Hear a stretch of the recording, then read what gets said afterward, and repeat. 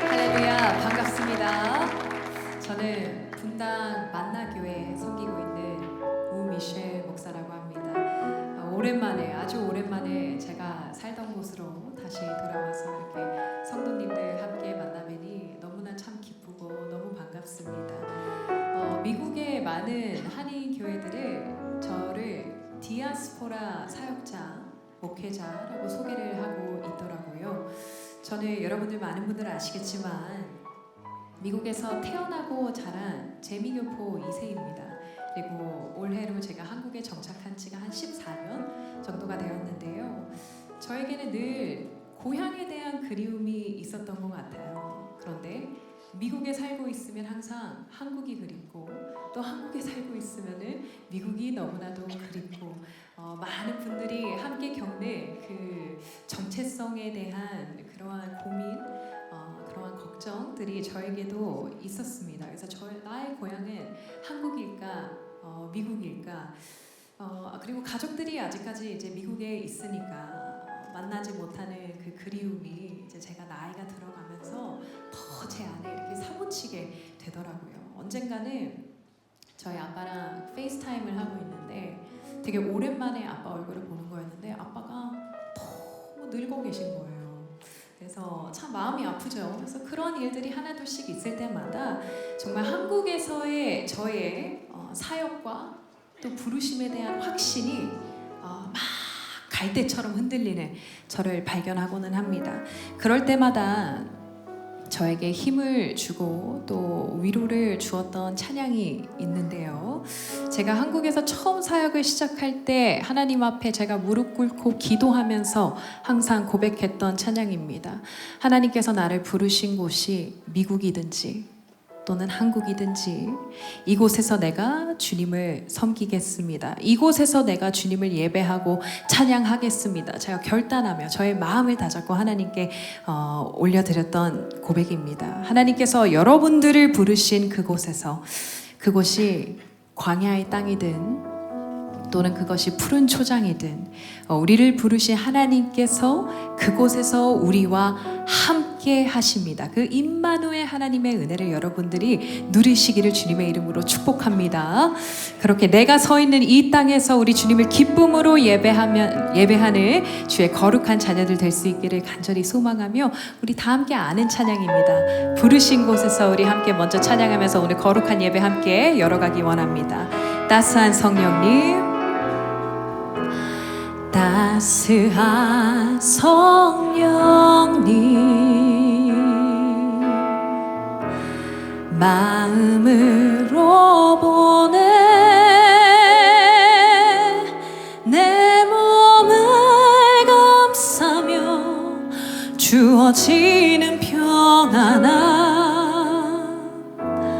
만족함을 느끼네. 사랑과 진리에, 사랑과 진리에 한 줄기 빛 보내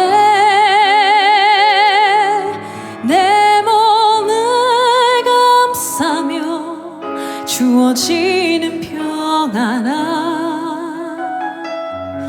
그 사랑을 느끼네. 부르신 곳에서 나는 예배하네. 어떤 상황에도 나는 예배하네. 부르신 곳에서 나는 예배하네. 어떤 상황에도 나는 예배하네. 따스한 성령님, 다시 한번 따스한 마음으로 보내 마음으로 보내 내 몸을 감싸며 주어지는 평안함, 만족함을 느끼네. 사랑과 진리에, 사랑과 진리에 한 줄기 빛보내, 한 줄기 빛보내.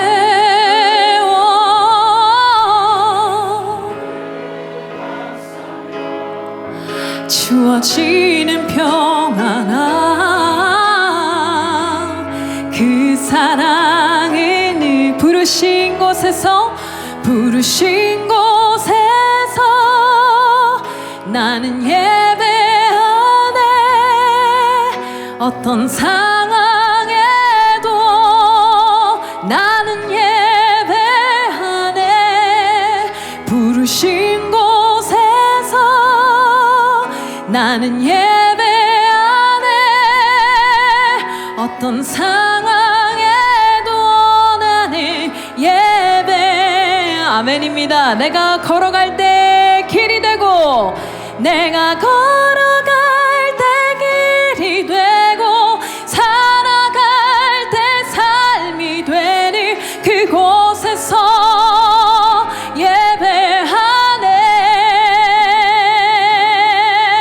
내가 걸어갈 때 길이 되고, 살아갈 때 삶이 되는 그곳에서 예배. 다시 한번 내가 걸어갈 때 길이 되신 하나님을 찬양합니다.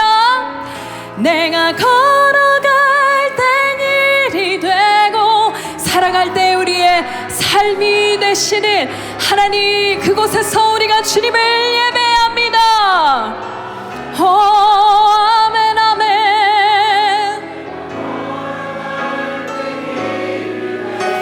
살아갈 때 삶이 되는 그곳에서 예배하네. 부르신 곳에서 나는 예배하네. 어떤 상황에도 나는 예배하네. 부르신 곳에서 나는 예배하네. 어떤 상황에도 우리가 하나님 앞에 드릴 것은 오직 감사와 찬송뿐임을 고백합니다. 주님 감사합니다. 찬양합니다. 주님 감사해요. 주님 감사해요. 내가 여기까지 온 것도 은혜입니다. 주님 감사해요.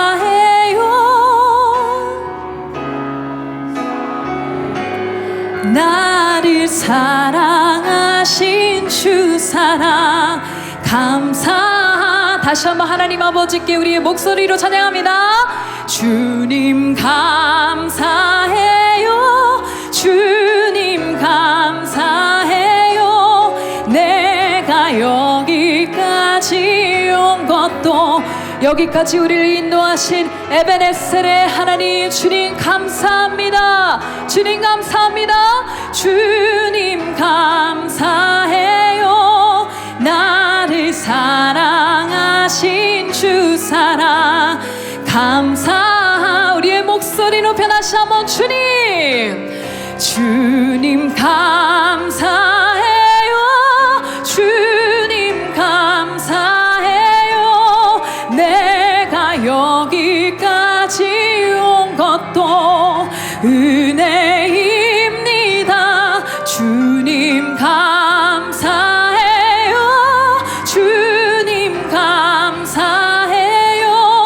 나를 사랑하신 주 사랑 감사. 우리의 믿음의 고백을 주님께 올려드립니다. 주님 감사해요.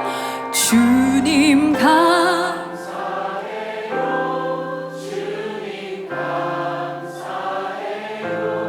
내가 여기까지 온 것도 모두 주님의 크신 은혜입니다. 주님 감사해요.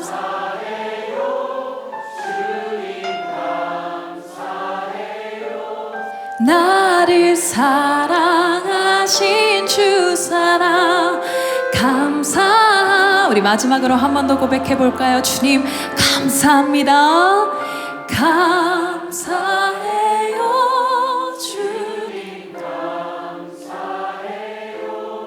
내가 여기까지 온 것도 은혜입니다. 아멘. 주님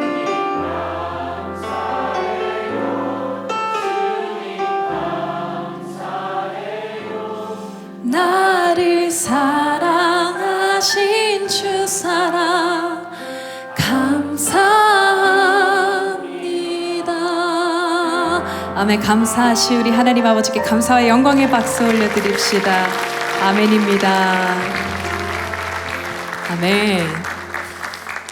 이렇게 하나님을 찬양하고 또 예배하는 복된 자리에 저를 초청해 주셔서 너무나도 감사드립니다. 다시 한번 여러분들께 인사드립니다. 저는 만나교회 분당에 위치한 만나교회에서 지금 현재 청년부를 섬기고 있는 우미셸 목사라고 합니다. 여러분들 이렇게 만나 뵙게 돼서 너무나도 반갑습니다. 감사합니다. 드디어 뭐 속된 말로 하면 제 나와바리에 제가 와 있는 거죠. 네.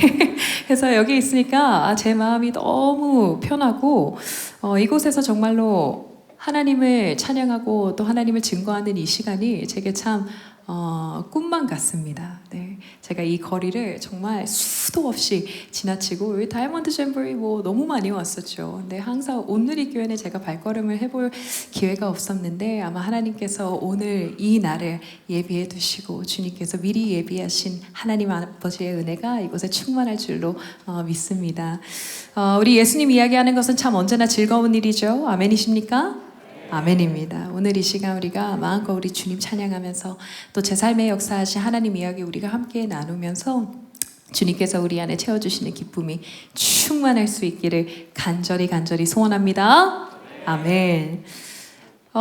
일단 사람들이 저를 처음 만나면 저에게 제일 먼저 또 많이 하시는 질문들이 하나가 있어요. 이거는 이제 제가 한국에서 사역하면서 많이 받는 질문인데 그 질문은 바로 왜 이름이 우미셸이에요? 라고 물어보시는 분들 굉장히 많으시거든요. 네, 뭐 미셸이라는 이름을 이제 우리 이곳에서는 너무나도 흔한 이름이지만요. 제가 사역하고 있는 이 분당 지역에서는 그렇게 흔하지는 않은 매우 생소한 이름입니다. 우미셸. 그래서 제가 뭐 한국에서 이제 음식점에서 웨이팅을 하거나 아니면 뭐 세탁소에 가서 빨래를 맡기거나 할 때마다 이제 사장님들에게 제 이름을 말씀을 드려야 하잖아요. 그래서 제가 우미셸입니다 라고 말씀을 드리면 10분 중에 10분은 못 알아들으십니다. 그래서 제가 부연 설명을 좀 해드려야 해요. 그래서 영어 이름 맞고요. 시옷에 우어이 리을 받침 하시면 됩니다 라고 말씀드리는데 이거 매번 하기가 너무 귀찮으니까 제가 가명을 사용하곤 하는데 바로 우미자. 네, 쉽죠. 네, 그래서 여러분들도 그냥 쉽게 저를 미자 목사님이라고 불러주셔도 참 좋겠습니다. 특별히 이제 저희 교회에서도 나이가 조금 있으신 우리 권사님들 또 우리 장로님들 같은 경우에도 이 미셸이라는 이름이 너무 생소하고 이 발음하기도 너무 어렵고 해서 이거 싫어합니다. 이제 저희 교회 장로님들께서는 저를 우리 몽셸 목사 어디 갔냐고 그렇게 저를 부르시기도 하십니다. 여러분들 제 이름이 왜 미셸인지는 다들 짐작하셨을 거고 아까도 제가 말씀을 드렸습니다. 저는 미국에서 태어나고 자란 재미교포 2세입니다. 미국에서 태어나서 초, 중, 고, 대학교까지 다 마치고 성인이 되어서 이제 한국으로 가서 제가 한국에 간 지 아까 14년 정도 되었다고 말씀드렸죠. 저 한국말 굉장히 잘하지 않습니까? 할렐루야입니다. 아멘입니다. 네. 네.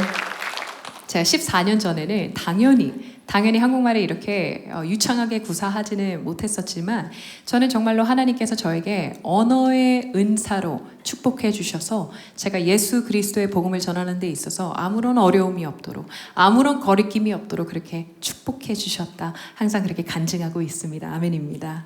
제 본명이 우미셸입니다. 그래서 한국에서도 사용하는 이름이 우미셸인데요. 사실 제가 한국 이름도 가지고는 있거든요. 제 한국 이름은 우태림입니다.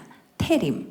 그래서 기쁠 태에 아름다운 옥림자를 써서 기쁘고 아름다운 옥구슬 같은 소리로 노래하라라는 뜻을 가진 이름이에요. 제 이름과 제 사역과 제 삶이 이렇게 삼박자가 아주 잘 들어맞는 그런 아주 감사한 이름 같습니다. 자, 제 이름은 우미셸 또는 우테림 또는 우미자 또는 우몽셸인데, 저는 오늘 요한복음 4장에 나오는 이름을 알 수 없는 한 여인에 대해서 여러분들과 먼저 이야기를 조금 나누어 보고 싶습니다. 요한복음 4장에 이름을 알 수 없는 한 여인, 여러분들 감이 좀 오실까요? 바로 우리에게 사마리아 여인 또는 우물가의 여인이라 알려진 여인입니다. 우리 요한복음 4장 7절에서 9절까지의 말씀 함께 보기 원합니다. 그리 길지 않은 하나님 말씀 우리 한 목소리로 봉독하기 원합니다. 7절입니다. 시작. 없어. 여기만 있어. 제가 읽을게요. 사마리아 여자 한 사람이 물을 기르러 왔음에 예수께서 물을 좀 달라 하시니 이는 제자들이 먹을 것을 사러 그 동네에 들어갔음이러라. 사마리아 여자가 이르되 당신은 유대인으로서 어찌하여 사마리아 여자인 나에게 물을 달라 하나이까 하니 이는 유대인이 사마리아인과 상종하지 아니함이러라. 아멘. 이 요한복음 4장의 이야기는 우리가 이미 너무나도 잘 알고 있는 성경의 이야기입니다. 그러니 우리가 알고 있는 몇 가지를 함께 이야기 나누어 보기 원합니다. 일단 이 여인은 사마리아인입니다. 사마리아인. 자, 유대인들은 사마리아인들을 배려해주고 그들을 위해주고 또 그들을 사랑해 주었다, 아니면 그들을 상종하지 않았다. 어느 쪽입니까? 상종하지 않았다. 그렇죠. 그 이유를 아주 간략하게 여러분들께 말씀을 드리자면, 이제 사마리아는 원래 북이스라엘에 위치한 지역이었는데 북이스라엘이 아수르에 의해서 멸망당하게 되면서 아수르 민족이 민족 혼합 정책이라는 것을 펼치게 됩니다. 이 민족 혼합 정책이 무엇이냐 하면 아수르 민족들을 모두 사마리아로 이주시켜서 그곳에 살고 있는 사람들과 결혼시키는 것입니다. 그러니 그곳에 살고 있던 사람들은 이제 살아남기 위해서 어쩔 수 없이 이방인들과 혼인을 택해야만 했던 사람들이 굉장히 많았겠죠.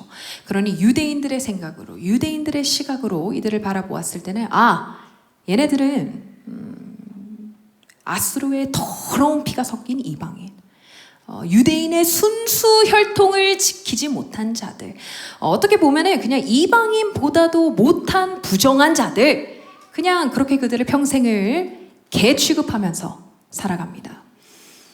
그리고 이 사마리아 여인은 아주 어렸을 때부터 그녀가 사마리아인이라는 이유로, 또 거기에 여자라는 이유로 평생을 멸시와 천대를 받으면서, 정서적으로 학대를 받으면서 살아온 여인입니다.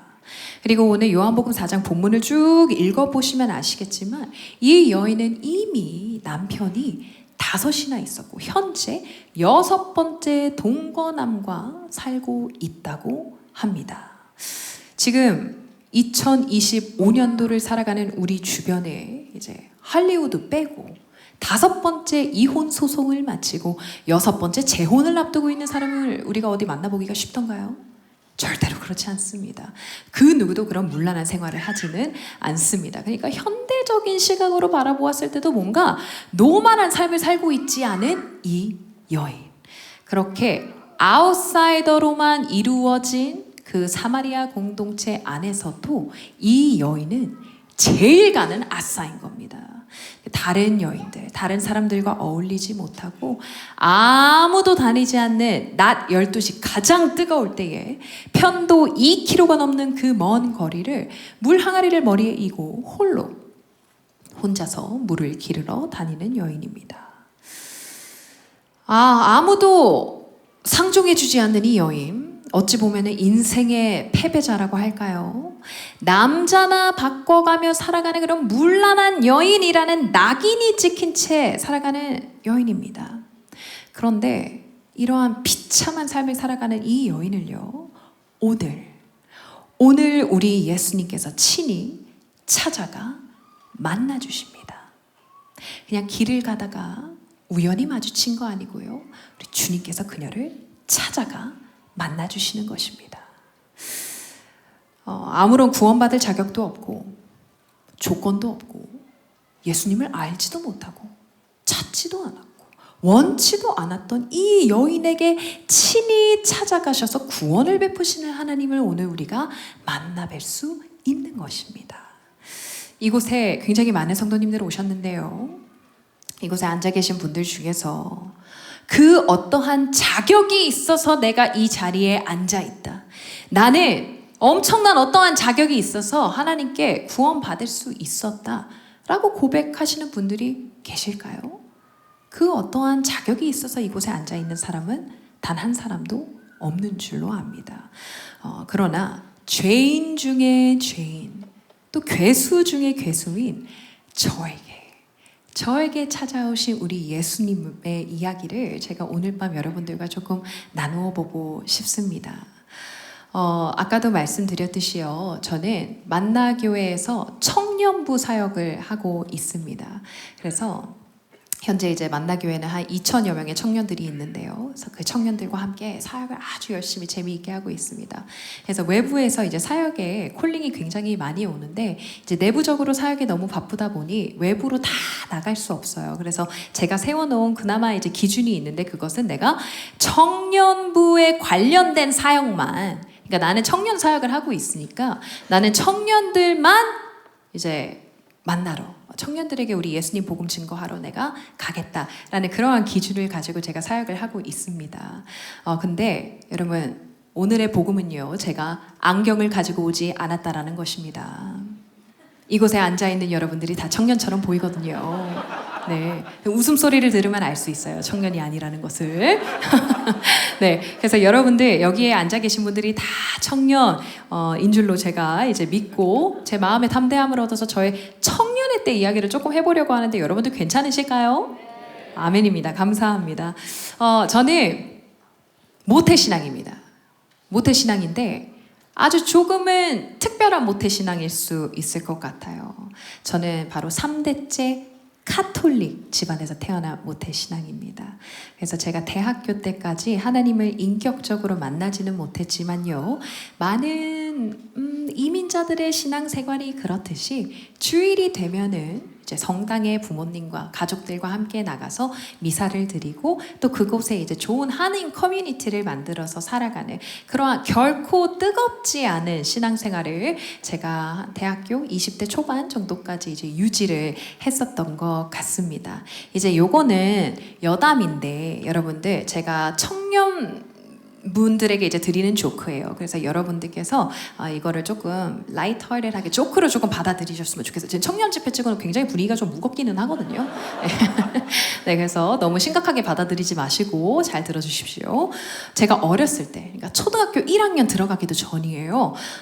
이제 저희는 미국에서 살고 있었으니까 미국에서 살고 있다가 이제 잠시 저희 아버지 비즈니스 때문에 한국에 나갈 일이 생겼거든요. 그래서 저희 가족이 다 함께 한국에 나가서 몇 달 동안만 있을 거니까 그때 저희 친할아버지 집에 저희가 이제 묵게 되었어요. 근데 그때 당시만 해도 벌써 막 30년 전입니다. 그때 당시만 해도 이제 큰 저택에 사시는 분들은 집 안에서 상주하시면서 집안일을 도와주시던 이모님이 한 분씩 계셨어요. 그래서 뭐 청소도 도와주시고 식사도 이렇게 함께 도와주시는 그러한 이모님이 한 분 계셨는데 저희 할아버지 댁에도 이제 이런 분이 계셨던 거죠. 근데 그분이 약간 신내림, 사주팔자, 약간 이런 거 하시던 분이셨거든요. 이거 무서운 얘기 아니니까 네, 분위기 푸십시오. 네. 근데 그런 거 하시던 분이셨는데 그분이 이제 미국에서 갓 온 우리 엄마를 보자마자 하시던 말씀이 아니 이 집에 목사가 나오겠네 하는 거예요. 근데 제가 아까 말씀드리지 않았습니까? 저희 집안은 3대째 가톨릭 집안입니다. 그래서 저희 엄마가 기분이 매우 나쁘셨다고 해요. 그래서 확 손살을 치시면서 아니 목사는 무슨요, 신부님이겠죠 하면서 그때 당시에 갓 돌을 넘긴 저희 남동생 신부시킬 마음의 준비를 그때부터 하셨다고 합니다. 네, 여러분 걱정하지 마십시오. 저희 남동생 작년에 결혼해서 잘 살고 있습니다. 네. 그냥 그만큼 저희 집안이 이 개신교와는 너무나도 무관한 집안이었다라는 거. 오히려 개신교 이야기가 나오면은 되게 불쾌하고 불편해하는 그러한 가정이었다라는 것을 먼저 말씀을 드리고 시작을 합니다. 저는 어렸을 때 미국에서 굉장히 유복하게 자랐습니다. 그래서 제가 유년 시절에 살던 곳은 이제 다이아몬드 바에서 살고 있었는데요. 그때 다이아몬드 바에 이제 컨트리라는 커뮤니티가 있어요. 그래서 그 컨트리 안에 살았었는데 그때 당시에는 뭐 당연히 거기에는 저택들만 있으니까 대저택에 수영장, 자쿠지만 딸린 것이 아니라 저희 집에는 특별히 풀사이즈 테니스 코트장이 있었어요. 그리고 저희 집안에는 풀사이즈 농구 코트가 있었고요.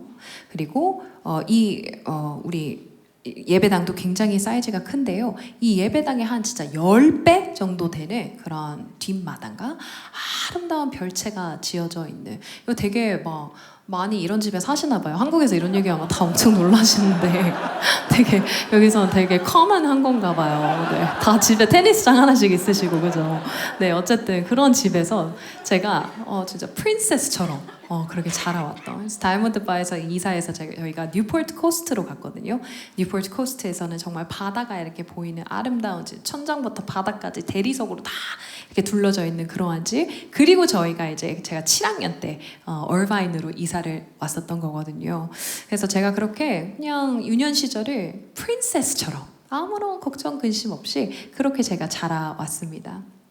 아직까지도 눈을 감으면 너무나도 생생하게 기억이 나는 제 고등학교 2학년 여름방학의 어느 날입니다.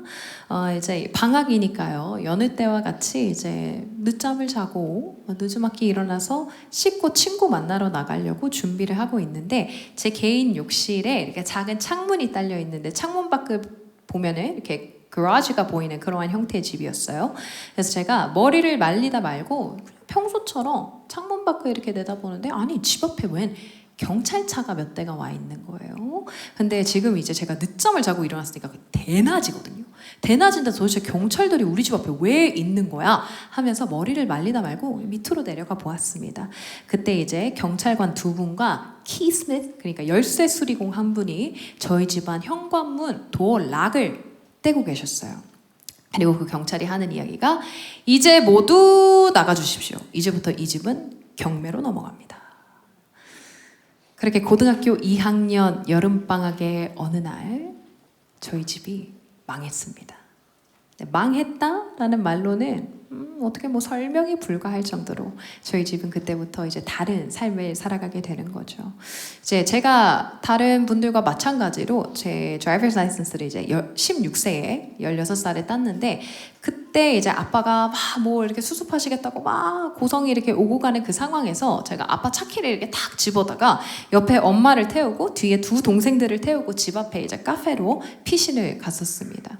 그래서 그 카페 테라스에 앉아서 저희 엄마는 그냥 하염없이 울고 계시고 또 저와 어린 제 2 동생들은 이것이 의미하는 것이 이제 무엇일까? 그렇게 혼란 속에서 해가 질 때까지 그냥 그 카페 앞에 앉아 있었던 그러한 기억이 있습니다. 제가 아빠 차키 이렇게 가져다가 집에서 나왔다고 했잖아요. 근데 그렇게 나온 이후로 저는 단 한 번도 제가 살던 집으로 들어가 볼 수 없었습니다.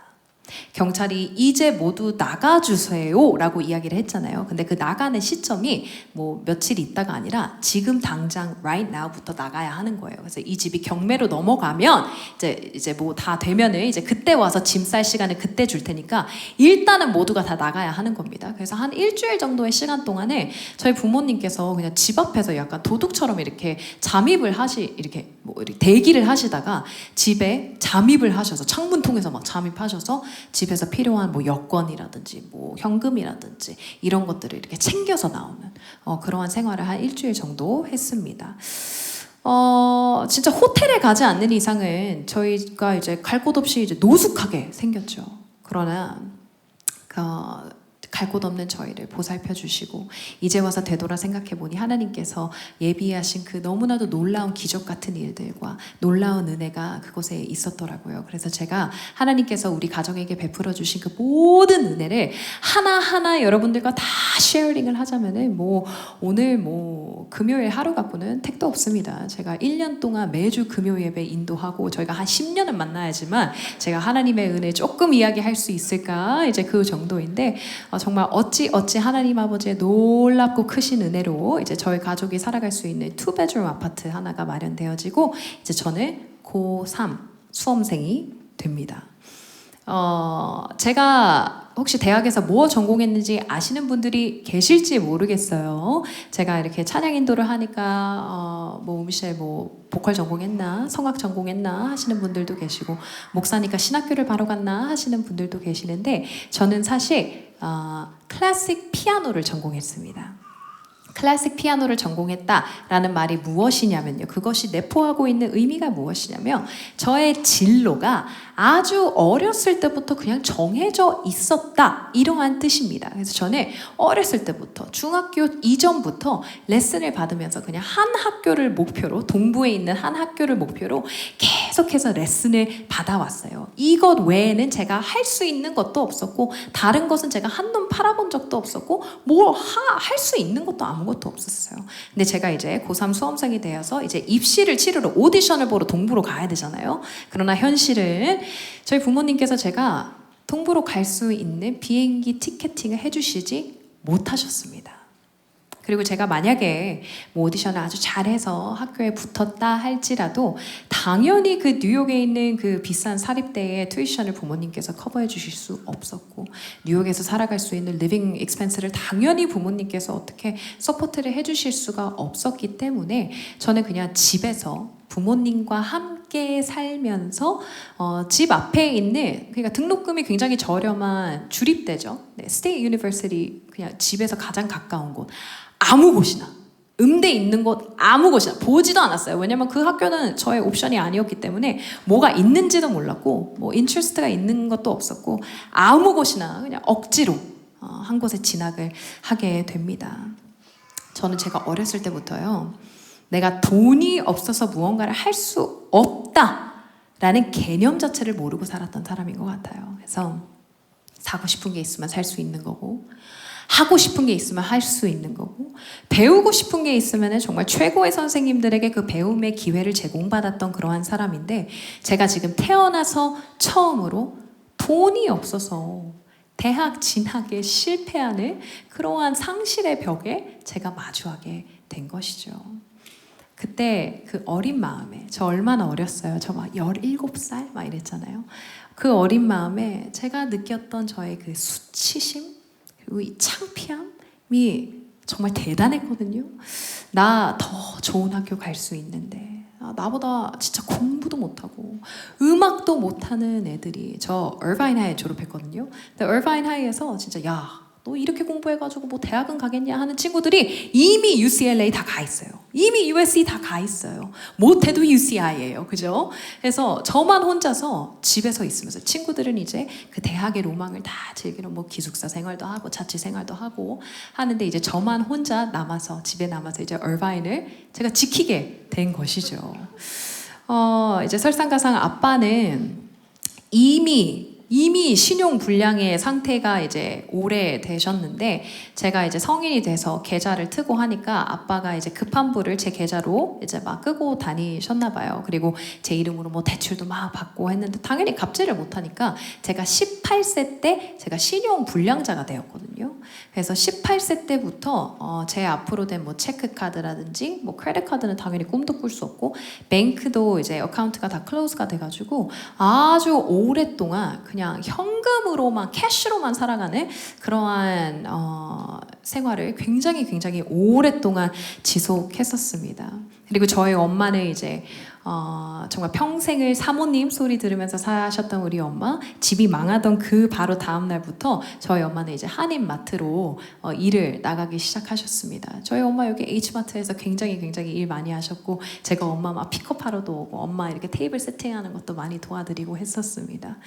사실 그때 당시에 저를 가장 많이 힘들게 했던 것은 단지 그냥 우리 집이 돈이 없어서는 아니었던 것 같아요. 그러니까 돈이 있다가도 없고 없다가도 있을 수 있다라는 그 정도 개념을 이제 제가 갖고 있었던 것 같은데, 그러한 경제적인 어려움의 그 상처를 통해서 이제 사단이 파고드는 거죠. 그 사단이 파고드는 수법은 굉장히 간단합니다. 가족 안에서 서로를 향한 원망, 서로를 향한 불신. 저희 부모님들 얼마나 많이 싸웠게요, 그죠? 그래서 부모님들의 그 다툼과 한숨으로부터 오는 그 불안을 온전히 견뎌야만 했던 이 장녀로서의 그러한 롤, 그렇게 그냥 가정이 파탄 나버리는 겁니다. 사단이 결코 돈만 가져가는 법은 없어요. 돈도 가져가고 그냥 한 가정이 완전히 그냥 박살이 나 버리는 거죠. 그때 당시에 저는 저와 우리 가족이 처한 이 상황이 너무 창피하고 너무 부끄럽고, 그때 당시에 그 트라우마가 저한테 얼마나 크게 다가왔는지요. 10년이 넘도록, 여러분, 10년이 넘도록 저는 매일 밤 같은 악몽에 시달립니다. 그 악몽이 무엇이냐면, 저희 가족이 저희가 살던 집으로, 그 쫓겨난 집으로 다시 들어가는 꿈이에요. 그래서 꿈속에서는 저희 가족이 모두가 막 환호하면서 즐거워합니다. 이제 다 됐나 봐, 이제 모든 게 다 막 제자리를 찾았나 봐 하면서 즐거워하는데, 꿈속에서조차 제 마음 한켠은 너무나도 불안하고 너무나도 불편하고 이게 뭔가 잘못됐다 하면서 그 큰 집을 제가 꿈속에서 막 미친 듯이 막 뛰어다니기 시작합니다. 미친 듯이 뛰어다니면서 막 여기 뭐 이렇게 들춰보면은 뭐 거미줄 쳐있고, 여기 캐비넷 열어보면은 막 뱀 튀어나오고, 이런 꿈이 정말 10년 이상 매일 밤 지속이 됩니다. 얼마나 지옥 같은 나날이었게요. 그래서 저는 저희 반짝반짝 빛나던 저희 10대의 마지막, 20대의 초중반을 그냥 우울감과 패배감에 물들어서 그 귀한 시간을 제가 아무것도 하지 않고 그냥 그 시간을 그냥 낭비했습니다. 제가 그때 아무것도 하지 않았어요. 아무것도 하지 않고 정말로 그 귀한 저의 젊음의 시간을 제가 그냥 그렇게 허비해버리고 그냥 흘려보내게 놔뒀어요. 제가 대학 생활을 하면서 원치 않았던 대학 생활이죠. 나의 이 헛헛한 마음을 무엇으로 채울 수 있을까? 세상의 것들을 막 찾아다니기 시작합니다. 근데 이것은 제가 굳이 입 밖으로 꺼내지 않아도 여러분들이 이미 다 아실 것 같아요. 제가 성인이 되어서 이제 되돌아보면은 내가 진짜로 크게 사고치지 않고 뭐 감옥에 가지 않고 내가 죽지 않고 어디 뭐 거리에서 객사하지 않고 내가 이곳에서 이렇게 살아서 하나님을 찬양하는 것이 정말 하나님의 크신 은혜입니다. 내가 그때 하나님의 그 안전한 날개 아래 내가 거하고 있었군요 라고 고백이 되어질 만큼 저는 정말 망나니의 삶을 살았습니다. 제가 이제 그 10대, 20대의 시간을 아무것도 하지 않고 그냥 흘려보냈다라고 말씀드렸는데요. 사실 제가 그때 열심히 한 게 딱 한 가지가 있거든요. 바로 열심히 놀았습니다. 네, 아무것도 하지 않고, 그러니까 학교도 가지 않고 집에도 들어가지 않고 그냥 거리에서 약간 노숙자의 생활을 하면서 그냥 24시간 놀기만 했어요. 놀기만. 제가 그렇게 열심히 놀면서 대학교 때 처음으로 친구 따라서 교회라는 곳에 가보게 됩니다. 할렐루야. 근데 제가, 여러분들 오해하지 마세요. 교회에 놀러 간 겁니다. 제가 노래하는 거를 좀 좋아했는데 그때 당시만 해도 성당은 이렇게 성가복 입고 파이프 오르간에 그레고리안 찬트를 부르면서 미사를 드리고 있었을 때예요. 근데 제 친구가 교회에 오면은 뭐 밴드도 있고 CCM도 부르고 무슨 뭐 동아리 활동도 있고 뭐 애들도 많고 뭐가 뭐 이것도 있고 저것도 있고 뭐가 엄청나게 많다, 재밌다, 한 번만 와달라 해가지고 알겠다 하면서 이제 친구 보고 교회에 놀러 가게 된 거죠. 그때 당시가 약간 그 새신자 그 전도 축제 약간 이런 거 했을 때예요. 그래서 친구가 저를 전도한 거죠. 여러분, 전도의 중요성이 여기에 있습니다. 제가 친구 따라서 교회 갔다가 목사까지 된 사람이에요.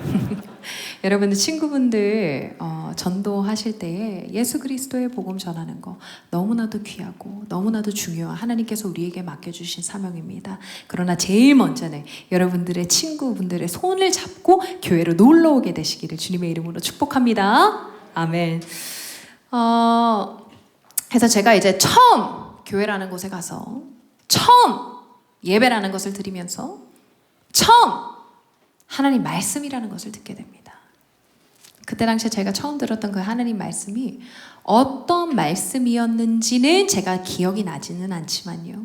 아직까지도 너무나도 생생하게 기억이 남는 것은 하나님의 말씀을 듣고 있는 제 마음이 막 쿵쾅쿵쾅쿵쾅 막 요동치기 시작합니다. 하나님 말씀이 너무 막 강렬하게 제 귀에 꽂히는 거예요. 너무 웃기지 않습니까? 왜냐하면 저는 하나님의 말씀을 모르던 사람이었습니다. 저는 제 의지를 가지고 단 한 번도 성경책을 펴본 적이 없었던 그러한 사람이에요. 그럼에도 불구하고 하나님의 말씀을 듣고 있는데 다음 이야기가 너무 궁금하다. 너무 재밌다. 조금만 더 들어보고 싶다. 이러한 마음을 성령 하나님께서 제 마음속에 심겨 주셨던 거죠. 그렇게 그 성령님의 그 인도하심을 따라서 매주 제가 교회 발걸음하게 되면서 뭐 특송도 하고 말씀도 듣고 동아리 생활도 하고 예배도 드리고 이렇게 매주 교회에 참석하게 되면서 하나님 말씀이 제 마음밭에 조금씩 심겨졌던 것 같습니다. 그리고 어느 날 정말 생각지도 못했던 그 어느 날 예수님께서 저를 찾아와 만나주셨습니다. 그리고 저에게 들려주신 주님의 그 음성이 있는데요. 그 음성은 제가 여태까지 세상에서 들어왔던 그 어떠한 음성과도 너무나도 결이 다른 그러한 음성이었습니다. 여러분, 우리가 아까 이야기했던 그 사마리아 여인은요. 사마리아 여인은 평생을 멸시와 천대를 받으면서 살아왔다고 했잖아요. 그러니까 이 여인은 지금 대인 기피증이 걸린 상태예요. 그래서 아무도 만나고 싶지 않아서 낮 12시, 여러분 중동의 날씨에 낮 12시에 사람들이 어디 거리에 걸어 다닐 만한 그러한 날씨입니까? 그렇지 않습니다. 잘못 나가면 죽습니다. 그럼에도 불구하고 나는 사람을 마주치지 않겠다. 그 마음 하나로 지금 이 낮 12시에 나와서 무거운 물 항아리를 머리에 이고서 지금 겨우 지금 우물가에 다 왔단 말이죠. 근데 거의 다 와서 저 멀리서 보니까 아니 저 우물가 옆에 웬 낯선 남자가 서 있는 거예요. 그것도 유대인 남자. 아무도 만나고 싶지 않아서 진짜 온갖 고생을 하면서 사람들을 피해서 이 자리에 왔는데 저기에 지금 유대인 남자가 서 있다니까요, 여러분. 이 여인의 마음이 어땠을까요? 나 오늘 망했다. 나 오늘 잘못 걸렸다. 라고 생각하지 않았을까요? 그러나 이 여인은 집으로 돌아갈 수는 없습니다. 너무나 힘겹게 이 길을 왔기 때문에 일단은 물을 길러서 돌아가기는 해야 해요. 그래서 이 여인은 이제 마음의 준비를 했을 거예요. 이 어떠한 마음의 준비입니까? 언제나 그랬던 것처럼 이제 자신이 받을 조롱과 멸시의 말들을 들을 그 마음의 준비를 하고 우물가로 갔을 거예요. 그런데 우리 예수님께서 우물가에서 이 여인에게 처음 건넸던 그 말 한마디, 여러분들 기억이 나십니까? 제가 아까 성경 봉독해 드렸는데요. 우리 성경에 나온 것처럼 그렇게 딱딱하게 말고 우리 거룩한 상상력을 조금 더하자면 저는 주님께서 이 여인에게 이렇게 말씀하셨을 것 같아요. 하나님의 평강이 당신에게 있기를 바랍니다. 물을 한 잔 얻어 마실 수 있을까요? 이 여인이 태어나서 단 한 번도 들어본 적이 없는 너무나도 정중한 음성입니다. 이 여인이 태어나서 단 한 번도 들어본 적이 없는 너무나도 따뜻하고 젠틀한 예수님의 음성이에요. 여러분, 세상은 여태까지 저한테 이렇게 이야기해 왔습니다. 가난은 비참한 거야. 너네 집 창피한 거야. 그러니까 너도 나서지 말고 찌그러져 있어. 너는 영원히 저 인류대학 나온 네 친구들 따라잡을 수 없어. 너희 가정은 다시는 일어나지 못할 거야. 온전히 회복될 수 없을 거야. 한 가정을 거의 파탄지경으로 내몬 너희 엄마 아빠는 그냥 루저 중에 루저야. 라며 저의 자존감을 마구마구 짓밟았던 이 세상의 음성 대신 너의 그런 연약함을 사랑해. 너의 그런 약함을 축복해. 너의 있는 모습 그대로 나에게 와줄래? 내 안에서 불가능한 회복은 없어. 내가 이미 너의 삶에 놀라운 일들을 너무나도 많이 준비해 놓았어. 너는 나의 사랑스러운 자랑스러운 딸이다. 제가 태어나서 단 한 번도 들어본 적이 없는 우리 예수님의 너무나도 따뜻하고 젠틀하고 정중한 음성이었습니다. 오늘은 찬양 간증 집회니까요. 제가 이 시간에 찬양을 한 곡 부르면 좋을 것 같은데요. 제가 예전에 이런 질문을 한번 받은 적이 있습니다. 목사님께서 이제 평생 동안 한 노래, 한 찬양만 부르실 수 있으시다면은 어떠한 찬양을 부르시겠어요? 라는 그러한 질문이었어요. 근데 제가 이제 예배 사역을 굉장히 오래 하면서 이제 뭐 직업병이라면 직업병이죠. 이제 저의 삶은 항상 굉장히 많은 찬양에 이렇게 둘러싸여 있습니다. 그래서 출근을 해서도 항상 제일 먼저 이렇게 콘티를 짜고 뭐 무슨 예배 준비하고 무슨 예배 준비하고 그래서 저의 삶이 그냥 항상 새로운 찬양을 제가 찾아다니고 있어요. 그러한 저에게 이제 제가 평생 동안 죽을 때까지 한 노래 한 찬양만 부르라니 이거 너무 어려운 이야기 아닙니까? 그죠? 근데 이렇게 어려운 질문 앞에 제가 그닥 어렵지 않게 대답할 수 있었어요. 여러분 혹시 어려운 일 당할 때라는 찬송가 아시나요? 여기 청년 집회여서 모를 수 있어요. 청년들은 잘 모르더라고요. 네, 저희 엄마 아빠 세대가 이제 고백하는 찬송가죠. 너무나도 귀한 그 믿음의 고백을 담고 있는 찬송가입니다. 이 곡이 이렇게 새롭게 편곡이 된 곡인데 제가 이 곡을 언제 처음 들었냐면요. 부산에서 사역을 마치고 이제 SRT 기차를 타고 수서로 이렇게 올라오고 있는 그 기차 안에서 한 2시간 반 정도 되는 시간에서 제가 이 곡을 처음 듣고 기차 안에서 저와 하나님 둘만의 부흥회를 가졌던 곡입니다. 어려운 일 당할 때 여러분들에게 들려드리고 싶어요.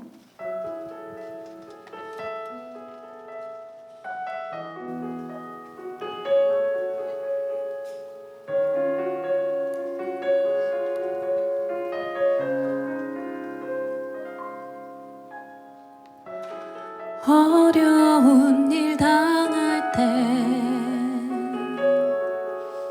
나의 믿음 적으나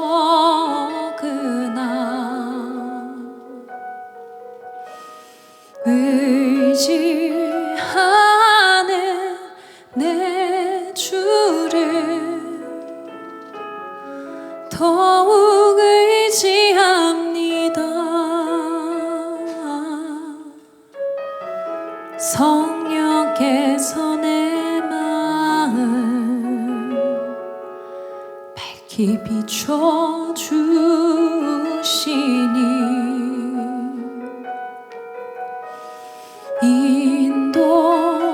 인도하심 따라서 주만 의지합니다. 세월이 지나갈수록 의지할 것은 예수뿐일세.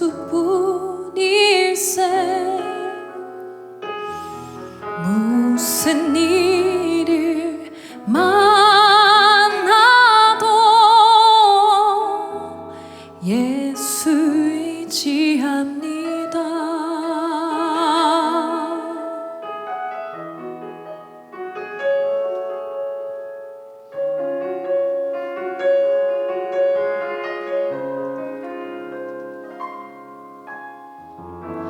밝을 때의 노래와 어두울 때의 기도로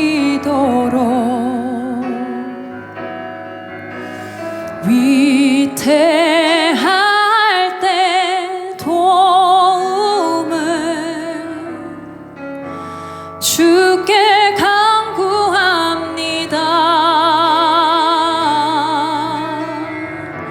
생명 있을 동안에 예수 의지합니다.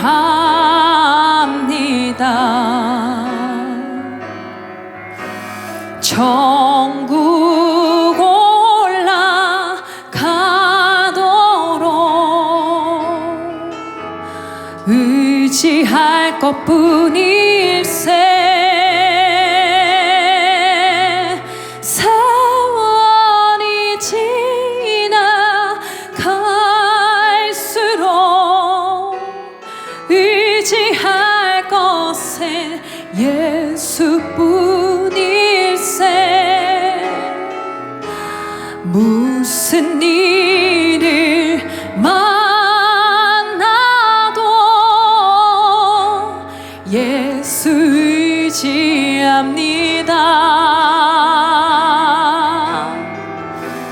의심과 어둠 두려움에 쌓여 낙심하고 있는 나에게 주가 등불 되사 나의 길을 인도하시네. 비춰주시네.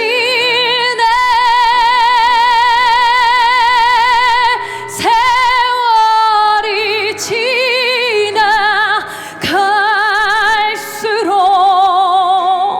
의지할 것은 예수뿐일세.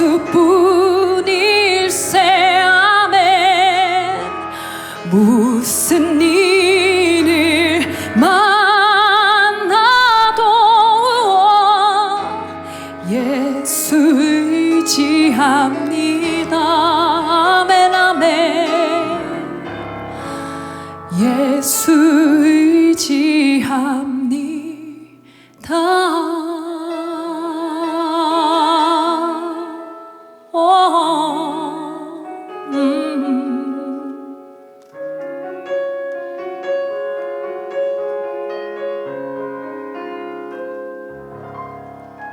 아멘. 무슨 일을 만나도 오직 우리 주님만 의지합니다. 할렐루야.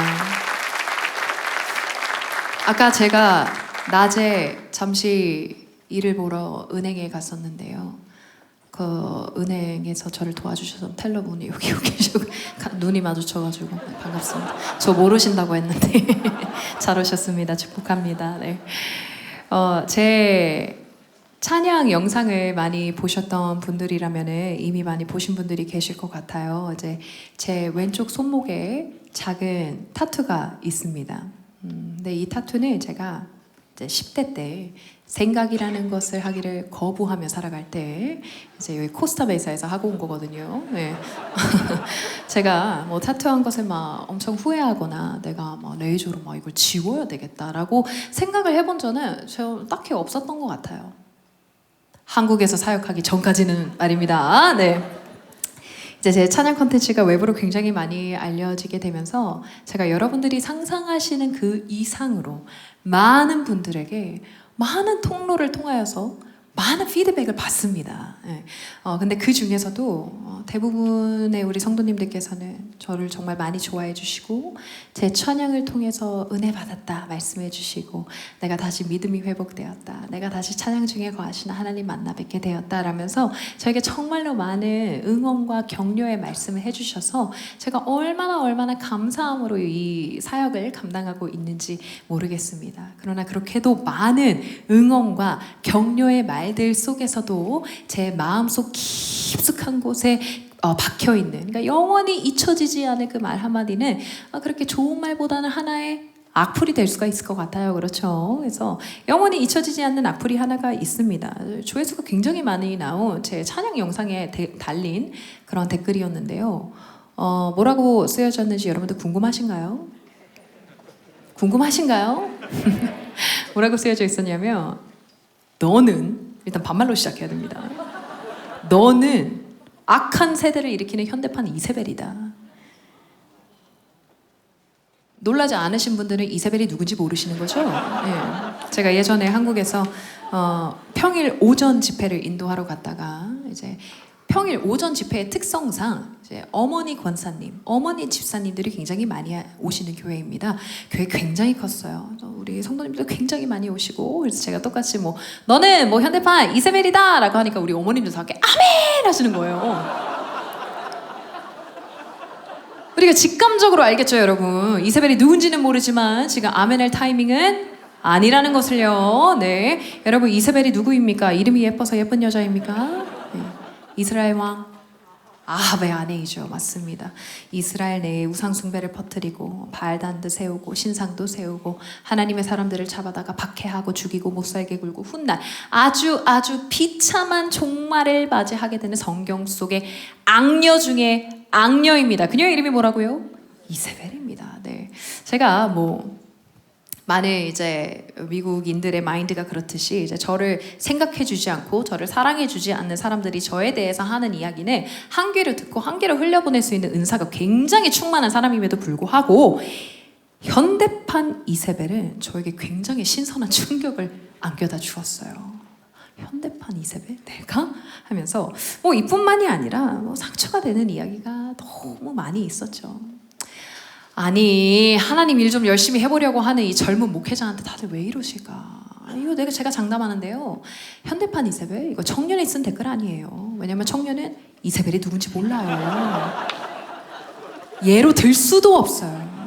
그렇기 때문에 이세벨까지 이야기를 하실 정도면 정말 신앙생활 열심히 하시는 직분을 가지고 그래도 1년에 적어도 성경 1독은 하시는 그런 직분자이실 텐데, 성도님이실 텐데 도대체 이 젊은 목회자한테 왜 이럴까?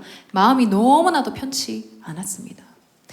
그런데 여러분, 저는 제 손목을 보면서 저를 찾아오신 하나님을 제가 기억합니다.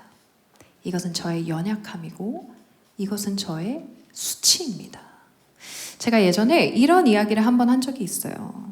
하나님께서 아마 나를 한국으로 보내신 이유는 뭐 거기에 아무런 연고도 없고 가족들도 없고 그냥 한국은 저에게 너무나도 낯선 그런 나라였어요. 하나님께서 나를 한국으로 보내신 이유는 그냥 그곳에서 새 출발하라고 보내신 거다. 그냥 아무도 모르는 곳에서 너 하나님 일만 하면서 너 그곳에서 새롭게 살아봐 라면서 나를 한국으로 보내신 거다라고 이야기는 했지만요, 사실 지금 우리가 살아가는 이 시대는 이제 미디어 콘텐츠, 온라인 콘텐츠가 너무나도 발달한 시대를 살고 있기 때문에 누구든지 언제든지 어디서든지 자기가 보고 싶은 콘텐츠를 그냥 손 안에서 볼 수 있는 그러한 시대를 우리가 지금 살아가고 있습니다. 그렇죠? 그래서 지금 뭐 모르겠어요. 지금 유튜브에 이 집회가 스트리밍이 되고 있는지 어쩐지 모르겠지만, 만약에 이제 미국에 있는 제 옛 지인들, 지금은 연락을 하지 않는 저의 옛 친구들이 어떻게 유튜브를 스트리밍 하다가 이 온누리에 나온 저의 얼굴을 보면, 제가 이렇게 미국까지 와서 하나님 말씀을 증거하고 하나님을 찬양하는 저의 이러한 모습을 본다면 저는 그 친구들이 저에 대해서 어떻게 이야기할지는 저는 자신이 없습니다. 야 대박. 야, 우미셸 목사 됐대. 뭐 감리교 거기 어디야? 뭐 2단이야? 우미셸한테 안수를 주게? 이럴 것 같아요. 그런데 저도 저를 찾아오신 예수님께 정말 제가 끊임없이 했던 질문이거든요. 수도 없이 했던 질문입니다. 하나님, 이런 나도 하나님의 일을 할 수 있나요? 이런 저도 주님께 사용받을 수 있나요? 그러면 그때부터 사단이 끊임없이 저한테 속삭입니다. 넌 안 돼. 야, 다른 사람 다 돼도 너는 진짜 안 돼. 너 미국에 있는 네 친구들이 너 사진 한 장이라도 올려봐. 너 그거 하나님 얼굴에 먹칠하는 거야. 너는 진짜 고쳐서도 못 써. 너는 진짜 안 돼. 그러나 여러분, 하나님의 은혜입니다. 이 쓸데없는 자를 구속하시고 사랑하시는 하나님의 은혜입니다. 자격 없는 자를 세워주시고 하나님 아버지의 사랑을 노래하게 하시고 그 은혜를 흘려보낼 수 있는 귀한 통로로 세워주시는 우리 주님의 크신 은혜입니다. 여러분, 우리가 사복음서를 읽어갈 때, 복음서를 읽어 내려갈 때에 예수님께서 내가 하나님의 아들이야, 내가 너희가 기다리는 메시아라고 라고 말씀해 주시는 경우가 없거든요. 그러나 이 사마리아 여인에게만큼은요, 내가 그다, 내가 너희가 기다리는 메시아야 라고 말씀해 주시거든요. 도대체 이 여인은 어떠한 자격으로 이렇게 놀라운 은혜를 입을 수 있었던 걸까요, 여러분? 어떠한 자격? 자격? 없습니다. 조건 따위 갖추고 있지 않습니다. 예수님을 필요로 하지도 않았고 원치도 않았고 찾지도 않았습니다. 그럼에도 불구하고 예수님께서 이 여인을 직접 찾아가셨고 기다려주셨고 만나주셨고 구원을 베풀어 주셨습니다. 여러분, 이것이 하나님의 은혜입니다. 복음서에서 예수님을 만났던 사람들 또는 구약에서 하나님의 부르심을 받은 모든 사람들은 하나님을 만난 전후가 확연하게 구별되는 그러한 변화를 모두가 겪게 되어 있거든요. 이러한 변화는 이제 내가 하나님을 만난 후에 점차적으로 내 신앙이 성숙되어져서 뭐 10년 후에 또는 20년 후에나 고백되어지는 그런 깊은 신앙의 고백 이런 거 말고 이것은 굉장히 즉각적인 변화, 내 주변에 있는 모든 사람들이 다 알아차릴 수 있는 그러한 변화를 이야기하는 것입니다. 자, 믿음의 조상 아브라함의 스토리의 시작은 하나님과의 만남, 하나님의 부르심으로부터 그의 변화가 바로 시작이 됩니다. 처가살이를 하면서 양이나 치던 모세의 삶이 이스라엘 백성들을 이끄는 위대한 지도자의 삶으로서 바뀐 것은 떨기나무 가운데에 불꽃으로 오신 하나님을 만남으로부터 그의 변화가 바로 시작이 됩니다. 베드로의 삶은 매일 내가 어디를 가면 물고기를 더 많이 잡을 수 있을까 하나 어부로서의 삶을 살아가던 그가 주님을 만남으로써 그의 삶이 변화되죠. 다만 주님을 잠시 떠났지만 다시 한번 주님을 만남으로써 그의 삶 역시 다시 한번 새로워지는 변화를 겪게 됩니다. 바울 역시 마찬가지입니다. 비방자요, 폭행자였던 바울이 다메섹에서 주님을 만나고 변화되어서 온 세상을 변화시키는 이방인의 사도, 복음의 전파자가 됩니다. 여러분, 이 모든 이들은 먼저 하나님께서 그들을 찾아오셨으며 찾아오신 주님을 만남으로써 그들의 인격과 그들의 믿음과 그들의 삶이 변화된 것입니다. 제가 너무나 좋아하는 페이지 처치 목사님 글 중에서 이런 글이 있어요. 너무 좋아서 제가 여러분들에게 조금 읽어드리고 싶어요. 잘 들어보십시오. 그대로 사랑하시지만 그대로 두진 않으신다. 약하고 악하고 죄 많고 의 없고 교만과 욕심 많고 사랑과 믿음 없는 그 모습 그대로를 사랑하신다. 실패하고 무능하고 좌절하고 넘어지고 상처와 약점은 많고 잘남과 잘함은 없는 이 모습 이대로도 사랑하신다. 하지만 그대로 두진 않으신다. 죄로부터 고치시고 악으로부터 구하신다. 교만과 욕심과 불신이라는 죄로부터, 실패와 상처와 좌절이라는 악으로부터 깨끗하게 하시고 보호하시고 건지신다. 그래서 하나님의 형상이 회복된 복된 하나님 자녀가 되게 하신다. 아멘입니다. 맞습니다. 하나님께서는 우리를 그대로 내버려 두지 아니하시고 우리를 방치하지 아니하시고 우리가 회개할 수 있도록 회복될 수 있도록 그렇게 우리를 변화시켜 나아가십니다. 이 사마리아 여인도 마찬가지거든요. 그냥 매일의 삶을 살아가던 그녀에게 예수님과의 만남 후 180도 다른 삶의 모습이 찾아옵니다. 사람을 기피하던 사람이 이제는 막 동네방네 떠들고 다니는 거예요. 메시아를 만났다는 그 벅찬 감동이 막 주체가 되지를 않아서 이 기쁜 소식을 널리 알리고 다니는 것입니다. 저는 이 여인이 너무나도 이해가 가는 것이요. 여러분, MBTI 아시나요? 미국에서도 MBTI 하나요? 네, MBTI 굉장히 과학적이죠. 네. 저희 담임 목사님께서는 1년에 한 차례씩 그냥 우리 뭐 인터넷으로 보는 그런 MBTI 테스트 말고 진짜 오피셜 강사를 부르셔서 저희가 그 MBTI 테스팅을 쫙 이렇게 한 다음에 저희의 성향을 이제 목사님 그 수첩에 제일 첫 번째 페이지에 이렇게 붙이고 다니십니다. 그만큼 trustworthy 하다는 거예요. 사이언스예요, 이거는. 네. 네. 여러분, 오늘 많은 분들이 이제 저를 처음 대면하시잖아요. 오늘 저의 모습을 처음 보시는데 여러분들께서 처음 마주하시는 이 우미셸 목사의 모습은 E 외향적이다 아니면 I 내향적이다 E일 것 같으세요? I일 것 같으세요? 알 것 같으세요? 이일 것 같으세요? 알 것 같으세요? 이일 것 같으세요? 알 것 같으세요? 네. 저는 I가 1000%인 사람입니다. 100%도 아니에요. 1000%입니다. 근데 의아해 하시는 분들이 굉장히 많으신 거를 알고 있어요. 아인데 막 노래를 저렇게 한다고 막 하시는 분들 계신 거 알고 있는데, 그냥 제가 타고난 저의 태어난 그 성향 자체가 저는 이제 병적으로 내성적이고 병적으로 낯가림이 심하고 굉장히 쑥스러움도 많고 그냥 낯선 사람들과의 이렇게 대화를 이어가기 위해서는 온 우주적 에너지가 필요한 그러한 사람입니다. 얼마나 제가 병적으로 내성적이다라는 것을 이제 설명을 드리려고 에피소드를 하나를 말씀을 드리자면은, 제가 이제 14년 전에 한국에 처음 가서 버스에 이제 제가 혼자서 타봤는데, 한국에서는 여러분 하차벨이라는 것을 눌러야지만 하차를 시켜주더라고요.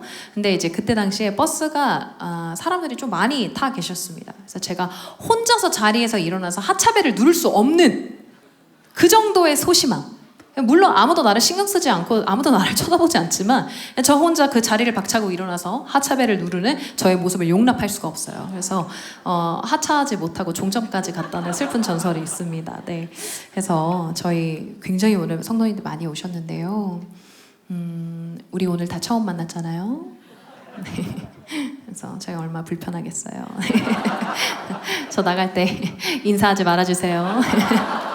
저기 뭐 우미셸 목사 가네 하고서 축복기도 한 번씩 속으로 해주시고, 네, 감사드리겠습니다. 네.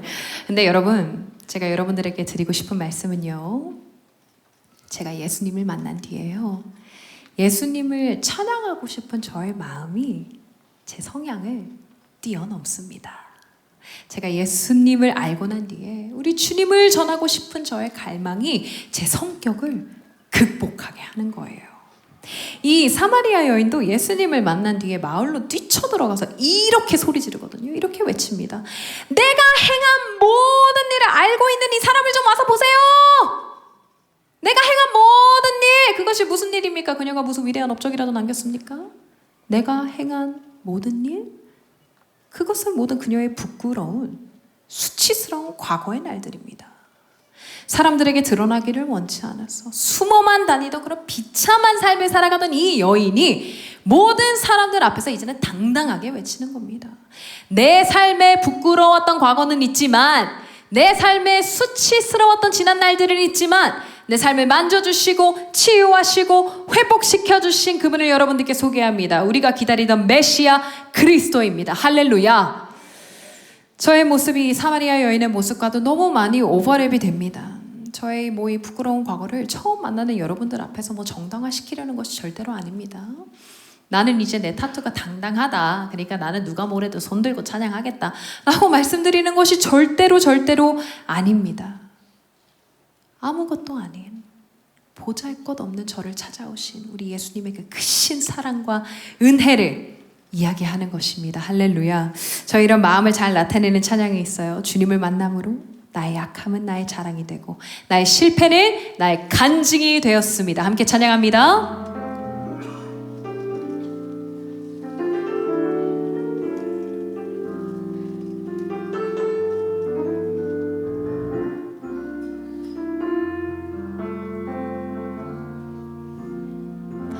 참 고마운 친구 나의 예수님, 나는 깨지기 쉬운 질그릇과 같으나 때론 낙심해도 포기치 않음은 예수의 생명이 내 안에 있기에 내 삶의 동행자 나의 예수님, 나는 기대가 없는 어린 나귀 같으나 늘 쓰러지나 다시 일어남도 예수의 생명이 내 안에 있기에 나의 약함을 나의 자랑이요 나의 실패는 나의 간증이요 나의 아픔은 나의 영광이니 그 부르심 따라 내가 걸어갑니다. 나의 약함은 나의 자랑이요 나의 실패는 나의 간증이요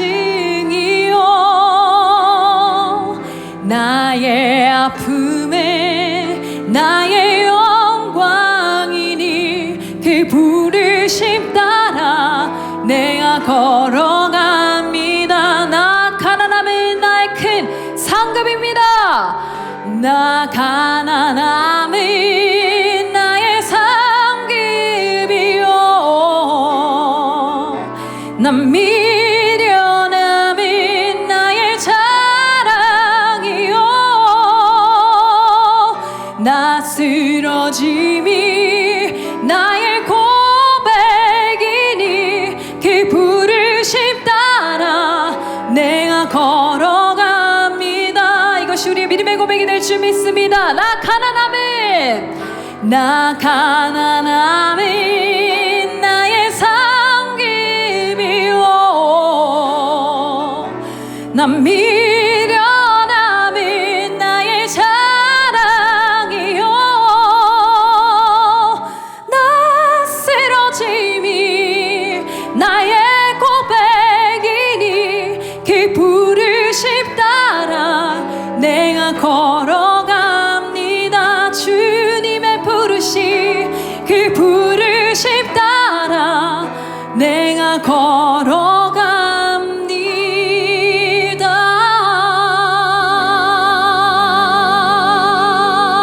우리를 부르시고 인도하시는 하나님 아버지께 감사와 영광의 박수 올려드립니다. 할렐루야.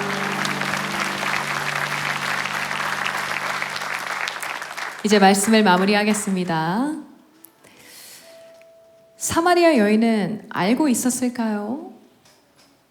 전능하신 하나님, 이 세상 온 우주 만물을 창조하신 하나님의 아들이 그녀가 살고 있는 수가라는 아주 작은 동네로 그녀의 아픔과 그녀의 슬픔과 그녀의 외로움과 그녀의 수치를 이미 다 아시고 그녀의 이름도 아셨겠죠. 그 여인에게 가장 필요한 것을 주시려고 그녀에게 가고 있다라는 사실을 그녀는 알고 있었을까요? 이 여인의 이름이 성경에 나와 있지 않는 이유는요, 바로 그 여인의 모습이 우리의 모습이기 때문입니다. 나 우미셸의 모습, 여러분의 모습이에요. 사마리아 여인을 찾아가셨던 우리 주님께서 우리 한 사람 한 사람을 찾아오십니다. 여러분들의 이름을 아시고 여러분들의 필요를 아시고 여러분들의 아픔과 슬픔과 모든 상처, 그 오래된 기도 제목 하나하나를 다 아시고 지체 없이 우리에게 달려오십니다. 우리를 훈계하려고 혼내려고 오시는 게 아니에요. 너는 어떻게 남편이 5이나 있느냐, 이 문란한 여자야. 너는 어떻게 예수 믿는다면서 신앙생활을 그따위로 하고 있냐. 우리를 정죄하며 모욕감을 주시는 하나님이 아니십니다. 대신 나에게 물을 한 잔 다오. 상한 심령에게 다정하게 이야기하시는 우리 예수님의 그 사랑의 음성을 듣게 되시기를 주님의 이름으로 축복합니다. 제가 여러분들을 축복하면서 마지막으로 불러드리고 싶은 찬양이 있습니다. 사랑하는 내 딸아, 너의 자금도 내겐 너무나도 귀하다. 너와 함께 걸어가는 이 모든 시간이 내게 참 힘이 된다. 사랑하는 아들아, 내 연약함도 내겐 큼이라. 너로 인해 잃어버린 나의 양들이 내게로 돌아오게 될 거야. 이곳에 모인 우리는 모두 주님의 사랑받는 하나님의 아들, 하나님의 딸입니다. 여러분들께서 하나님께 올려드리는 그 눈물의 기도, 그 눈물의 기도. 저희 부모님도 30년, 40년 이민 생활하시면서 그 이민자들의 마음, 그 외로움, 저도 다 보면서 자라왔거든요. 여러분들께서 하나님께 밤마다 올려드리는 그 눈물의 기도, 저는 다 알지 못하지만 우리 주님께서 잊지 않고 계신다고 합니다. 나의 연약함과 나의 실패와 나의 상처와 나의 아픔마저도 하나님의 영광을 위해 들어쓰시는 우리 주님의 그 완벽한 때에 우리의 기도가 하나님의 방법, 가장 좋은 방법으로 응답되어질 줄 믿습니다. 오늘 이 찬양이 여러분들께 들려지는 하나님 아버지의 그 사랑의 음성이 될 수 있기를 소원합니다. 하나님의 열심 우리 함께 노래합니다.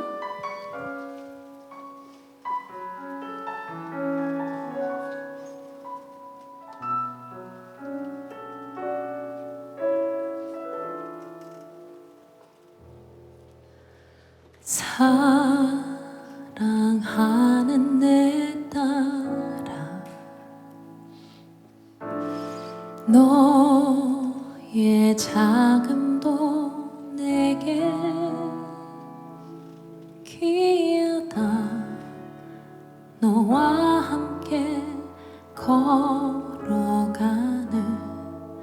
모든 시간이 내게 힘이라. 사랑하는 아들아, 내 연약함도 내게 큼이라.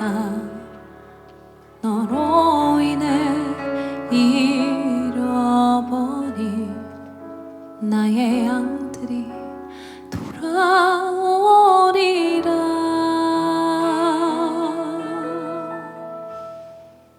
조금 느린 듯해도 기다려주겠니?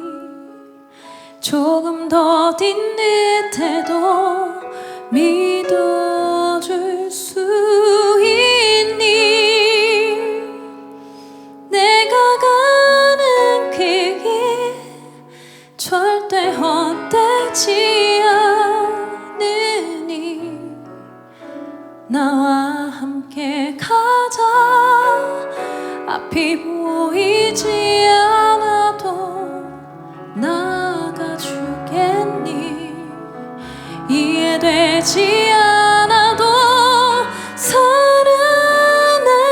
사랑해주겠니? 너의 눈물의 기도 잊지 않고 있으니 나의 열심으로 이루리라. 여러분들을 향한 하나님 아버지의 사랑의 음성입니다. 하나뿐인 사랑아, 내게 부탁이 있다. 길 잃어 지친 영혼 돌아보라. 나의 품으로 안기어라. 조금 느린 듯해도 기다려주겠니? 조금 더딘 듯해도 믿어줄 수 있니?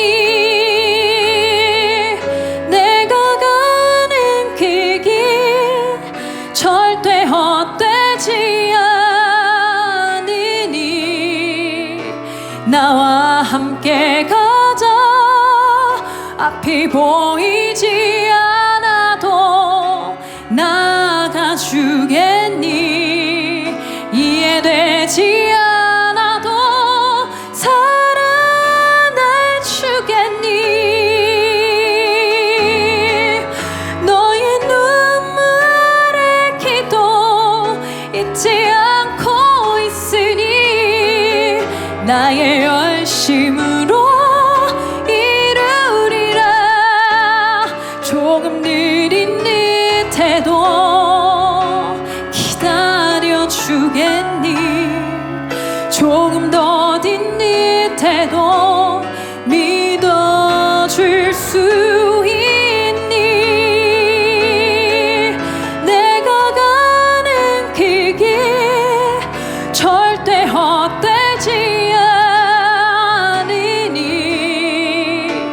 나와 함께 가자.